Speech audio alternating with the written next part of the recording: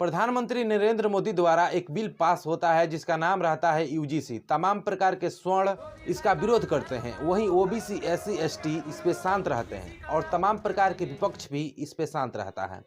अब सबसे बड़ी खबर यह चल के आ रही है कि सुप्रीम कोर्ट ने इस पे रोक लगा दिया है। 2012 वाला जो नियम था वही चलेगा। 19 मार्च तक इस पे कोई कार्रवाई नहीं होगी और 19 मार्च तक यह एकदम से शांत रहेगा। 19 मार्च तक इस पे ही कुछ आगे प्रक्रिया होगी। 19 मार्च तक यह फिलहाल इस पे कोई किसी प्रकार का यूजीसी का नियम नहीं चलेगा। आपको बता दिया जाए कि जिस प्रकार से भारतीय जनता पार्टी यह नियम निकाली थी, कहीं ना कहीं और भारतीय जनता पार्टी इस पे खामोश दिखाई दे रही है। आपको बता दिया जाए कि इसमें सुप्रीम कोर्ट के कुछ वकील हैं जो अपनी बातें रख रहे हैं। हम सबसे पहले उनकी बातें आपको सुनाना चाहते हैं कि जो सुप्रीम कोर्ट के वकील हैं वो अपनी बातें क्या रख रहे हैं।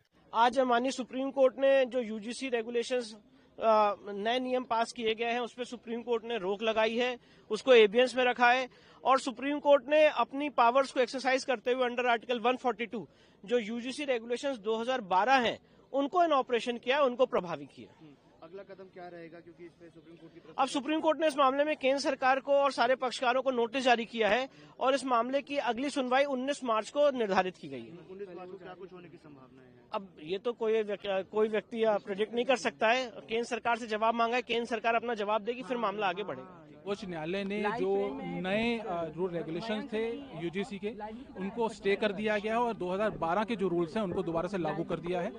कारण माना है जो हमारा लगातार आर्गुमेंट था सर्वोच्च न्यायालय के सामने के 3C जिसके अंदर जातिगत भेदभाव की बात की गई थी, उसमें जनरल कास्ट को छोड़कर बाकी सभी कास्ट को उसमें इंक्लूड किया गया था और कहीं ना कहीं ये दर्शाया जा रहा था कि जनरल कास्ट ही सिर्फ जो है वो टारगेट करती है और कास्ट को, उसको लेकर बहुत चिंता व्यक्त की है और कहीं ना कहीं जो डिवाइड करने की बात, समानता की हमारा संविधान बात करता है, लेकिन ये रूल रेगुलेशन जो है वो कहीं ना कहीं विद्यार्थियों को डिवाइड करने का जो मामला है उसमें सामने आ रहा है और ये सीजीआई ने बिल्कुल साफ साफ माना। हम कास्टलेस सोसाइटी चाहते हैं। अगर आप अभी किसी यूनिवर्सिटी कैंपस किसी हॉस्टल में चले जाएं, ठंडियों का सीजन चल रहा है, एक ही रजाई में जनरल और ओबीसी का बच्चा बैठा हुआ मिल जाएगा आपको।